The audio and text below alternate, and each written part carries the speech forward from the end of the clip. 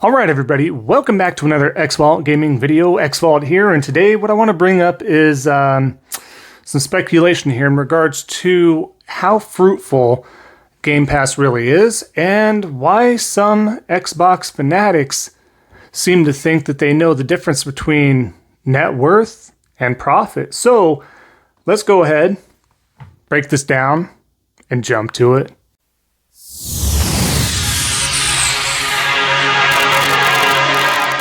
All right, so like I was saying, what I want to do is break down kind of the assumption that a lot of Xbox fanatics have with Game Pass, and a lot of maybe even the casual crowd. You would think that there's a lot of subscribers, right? And we're talking about Game Pass here.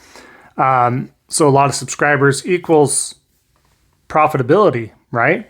Well, what I want to bring up here, first of all, before I put up anything else, is I'm going to put up a tweet that a lot of you, if you're a big Xbox fan, you may not be unaware of this, but if you're not a huge Xbox fan, you may not know of this guy, but he's one of the more top-end influencers, I would say, when it comes to the Xbox side of things, and he is definitely a fanatic and has been caught spreading misinformation a lot of times, but a lot of folks don't care, especially if you prefer the Xbox side of things. They think Sony's evil, they don't like Nintendo, they don't like any other competitor out there. They just aren't a fan of them, and so they sit here and embellish and this and that with any other influencer that is in their lane, right? I don't care. Just on the record, again, like I've stated on multiple videos, I don't care what platform you prefer, whether it be PC, and you get a little bit of everything. You prefer platforms of Xbox or Nintendo, or if you were a huge fan of Google Stadia, which won't be a thing going forward soon, I don't care. I don't care. Just don't. What I care about is spreading misinformation. That is what bothers me. Again, I've stated before why this is an issue. For anybody out there that's not into the deepest neck of the woods here, you're not in the thick of it, you're not going to always know. You're going to take, hey, this person has 40K plus followers. They have a ton of subscribers on YouTube. They have this and that. We're going to totally believe what they say. They have to be legit, right? They've had findings and talkings to with Xbox head Phil Spencer and Aaron Greenberg and so on and so forth. They have to be legitimate, right? They wouldn't lie. Everything they say is correct, right? Well, I would say a good portion of that is incorrect to what they say. So let's get to it here. I'm popping this up right now. Colt Eastwood is who I'm talking about. He goes on to state, Xbox Game Pass generates $2.9 billion in revenue from subscriptions each year. You can guess Microsoft does not pay $2.9 billion in third-party deals each year. So yes, Xbox Game Pass is profitable. Okay. So, what he first doesn't understand, which is beyond anything to me, because you have such a large following, I would think you would have more concern and more accountability. He does not. He's never held accountable except for other folks that see this, that are, again, in the thick of it, right? So, revenue is completely different for those of you that may not know, because some of you just may not know. And if you don't look into things like this or just don't care, you're not going to know. So revenue is different than profitability or bottom line. Revenue is the revenue they have as a whole, right? Profit and bottom line is what they make as a positive. Revenue does not mean that whatsoever. So him stating revenue, he doesn't understand the difference between revenue and profitability.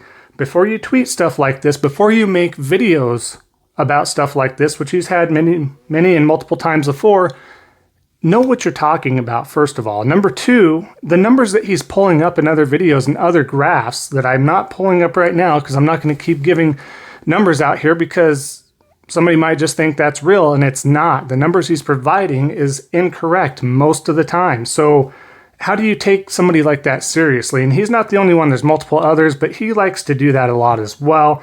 One of the main offenders, I guess I would say. So it's now to say, let's say Game Pass, Xbox Game Pass, it's a great deal, right? How many people are subbing to Game Pass for $1, $1 a month. A lot. Is it every single person out there, every single gamer out there? No. But it is a lot, more than you probably think, because the common person out there wants the best deal. Game Pass is a great deal. Well, what's a great deal? $1 a month, not $15 a month or more for Ultimate Game Pass Ultimate, right? Where you get to play it not only on your Xbox, but if you have a PC, on your PC as well, you can cloud stream it to your tablets. You can play Game Pass literally anywhere nowadays, and it's going to be continually doing that more and more. So the value as a whole is going to be there, right? So that makes sense there, but the value to the consumer, the value to the corporation, to the business, that's a little different. That's a lot different. So again, we're taking that dollar accountability in there versus how many people are paying $15 a month. We don't know. Phil has not come out and said any numbers. No figurehead from Xbox or Microsoft has come out giving figures or quotas or anything like that of stating what that profit is, or if there actually is a profit. They just say it's sustainable.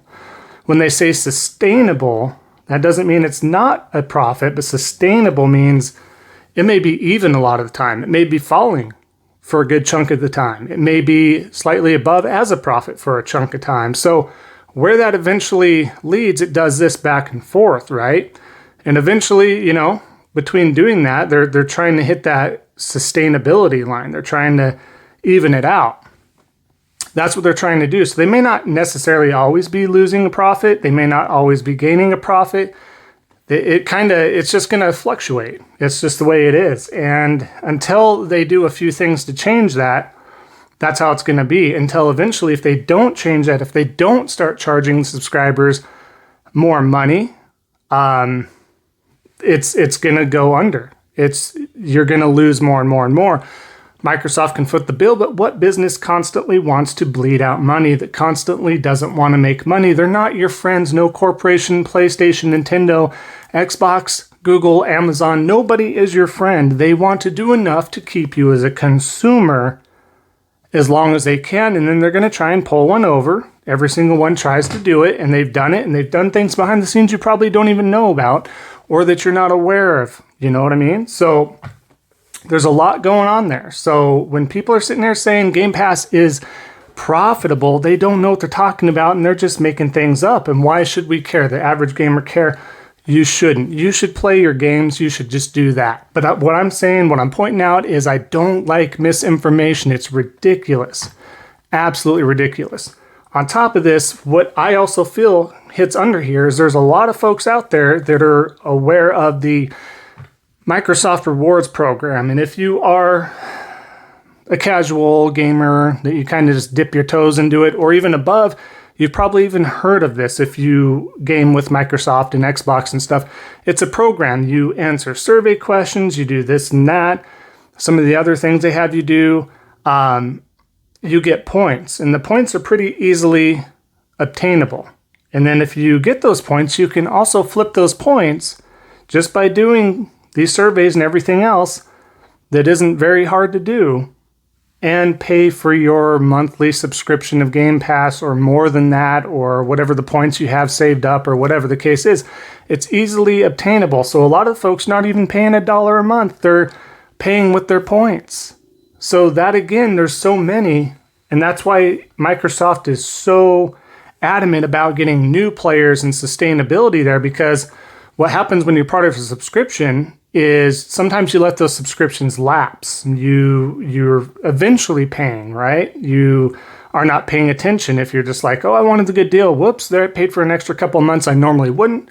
Maybe that would happen. But the whole of it is, there's just not that I don't see a lot of profitability when it comes to this stuff. It costs a lot of money to get these timed deals on Game Pass when it's third party. And then you're wanting to put these day and date AAA first party exclusives on Game Pass.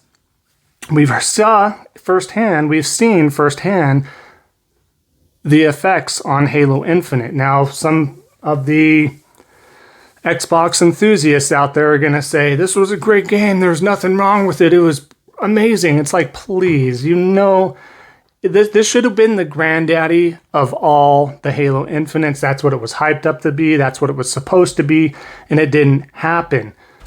They sunk over I think it was $2 million or $2 billion into this franchise of just Halo Infinite alone, trying to make this go off the ground and pay the people and the technology and everything that goes along with that. And man, what a bust. What a bust. It did not live up to the hype that it was supposed to. I'm not saying it's the worst game ever created, but what it was supposed to be is a far cry from anything resembling Halo of old, which it was supposed to do. You know, you had Reach and you had everything else after that, and, you know, Halo 5 and 4 and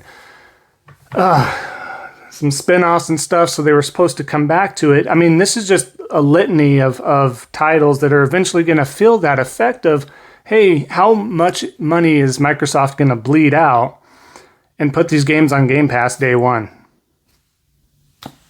How long is that going to affect the gamers out there in the quality? You see a difference in quality. You know, you may think this is opinionated, but it's not. You see, I know it's a third-person single-player action adventure that is quoted as one and dones, even though people play through multiple times, including myself. But let's just take, and I know they're different genres, but let's take Ghost of Tsushima versus Halo Infinite and the quality there. Let's take Horizon Forbidden Dawn versus Forza, the latest Forza, you know, game, which Forza is an amazing game. That's one you can take out of it. But I still feel like there's more and better and thorough content with Forbidden West. I feel the same thing. We got Flight Simulator, you got Psychonauts 2, which is not everybody's cup of tea, but as a platformer, if we're going to do platformer to platformer, we got Ratchet & Clank Rift Apart, or you have Psychonauts 2. Without a question or a shadow of a doubt, you're going to say, if you've played both especially, Ratchet & Clank Rift Apart is the better quality title as a whole. You know, again, we all have our opinions, and somebody could out there say, no, I did play both. I like Psychonauts 2 better, but as a whole, you know that Ratchet & Clank Rift Apart. And so you're going to see this time and time and time again. Starfield's been delayed how many times? It's looking very, and maybe it'll be amazing. I don't know, but everything that's been shown and the delays and this and that, I just don't have a lot of faith in that. But that's we're going around in circles here with all the games again.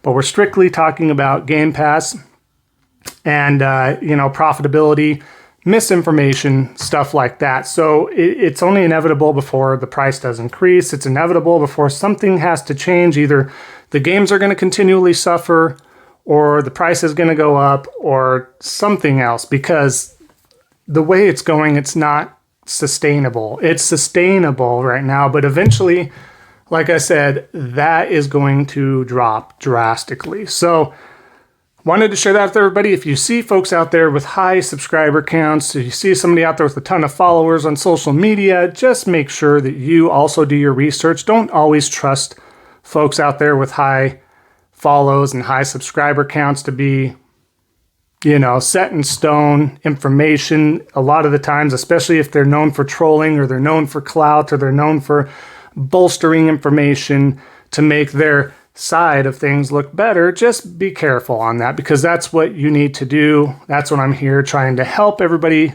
understand. So you just better inform yourself. But again, play what you want, where you want, but just with the information, that way you don't look like a complete idiot, right, out there by respouting the information that you heard from them, and then someone turns around and goes, what? You know, you don't want caught in that situation either, you know what I mean? So we'll go ahead and wrap it up here. I appreciate you listening to the entire video here. It really means a lot to me. Thanks so much. We are at 317 subscribers out of the 500 goal count. I know we can get there, so thank you so much. If you do stop by and see this, definitely consider subscribing if you do enjoy the content, so we can get more and more. Help that motivation up as well. And again, I appreciate that. So everybody, enjoy the rest of your day. We'll see you next time on the next Xvault gaming video. And until then, take care.